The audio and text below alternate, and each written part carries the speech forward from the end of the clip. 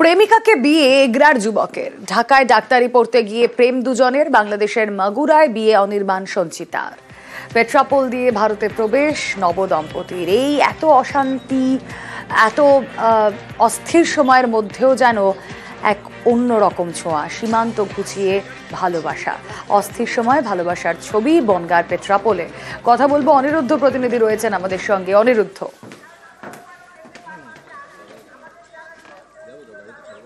দেখো রুমেলা, উত্তর 24 পরগনার পেট্রাপোল সীমান্তে আজ রীতিমতন বলা যেতে পারে যে বাংলাদেশে যে পরিস্থিতি চলছে সেই পরিস্থিতির মধ্যেও একটি ভালো লাগার ছবি উঠে এলো।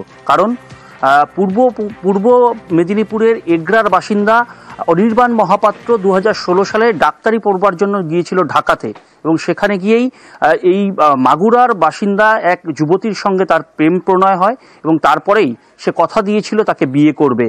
পরবর্তীতে ফিরে আসে ভারতবর্ষে, কিন্তু এই মেয়েকে বিয়ে করবার জন্য সাম্প্রতিক আবার যায় অনির্বাণ তার পরিবারের সদস্যদের নিয়ে, এবং গতকাল অর্থাৎ 20 তারিখ তাদের বিয়ে হয় মাগুরাতে।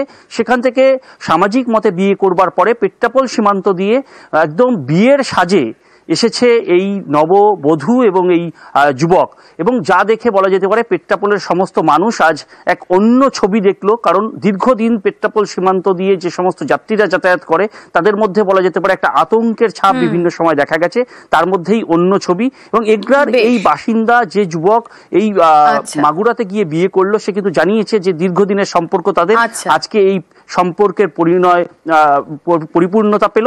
এবং তার টেনশন তো ছিলই, আর মেইন প্রবলেম হচ্ছে যে ভিসা বন্ধ থাকার কারণে আমার ফ্যামিলি থেকে কেউই ওইখানে যেতে পারছে না, আমাকে একা যেতে হচ্ছে। আর আমি এর আগে কখনো ইন্ডিয়া আসিনি, এই প্রথম ইন্ডিয়াতে আসি। সম্পর্ক আমাদের আসলে 2018 থেকেই, তো পরিস্থিতি খারাপ না হলে তো আর কোনো অসুবিধা ছিল না, তো বিয়ে তো হতোই তখন ঠিকঠাক ভাবেই।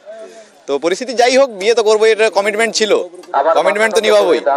আর ভালোবাসা যখন আছে তো বিয়ে করবোই। তো ঝামেলার মধ্যেই বিয়ে করলাম, সেরকম কোনো অসুবিধাতে পড়িনি। একটু ভিসা করাতে একটু কষ্ট পেয়েছি, সবার ভিসা করানোটা একটু টাফ ছিল, কারণ এই টাফ প্রসিডিওরে ওর বাড়ির লোক কেউ আসতে পারলো না। ইন্ডিয়া যেহেতু ভিসা দিচ্ছে না, টুরিস্ট ভিসা, ওর বাবা মা কেউ আসতে পারলো না সঙ্গে, যেহেতু মেয়ে একাই এলো। আর আমাদের সঙ্গে যারা গেছে, বরযাত্রী যারা নিয়ে গেছি, তাদের ভিসা করানোটাও একটু কষ্টকর হয়েছে। বাকি এছাড়া এমনি যাতায়াতের প্রসিডিওর কোনো হেক্টিক হয়নি। গিয়ে দেখেছি সব ঠিকঠাক, কোনো প্রবলেম নেই। এদের আতিথেয়তা খুব ভালো, মধুর এবং মনে রাখবার মতন। আমার ছেলে ঢাকা শাহাবুদ্দিন মেডিকেল কলেজে MBBS করেছে, আর মেয়েও ওখানে শাহাবুদ্দিন মেডিকেল MBBS করেছে। ওদের সঙ্গে সম্পর্ক অনেকদিন আগে থেকে। আমি 2024 অক্টোবর মাসে ঢাকা জাজ কোর্টে রেজিস্ট্রি ম্যারেজ করিয়ে দিয়েছিলাম, তার জন্যই ভিসাটা পেতে সুবিধা হয়েছে। আমি খুব আনন্দিত, ওদের ব্যবহারের সঙ্গে খুব খুশি। আমি চাই ভারত বাংলাদেশের সঙ্গে সম্পর্ক আরও নিবিড় হোক, যে সমস্ত কালিমা আছে সব মুছে যাক।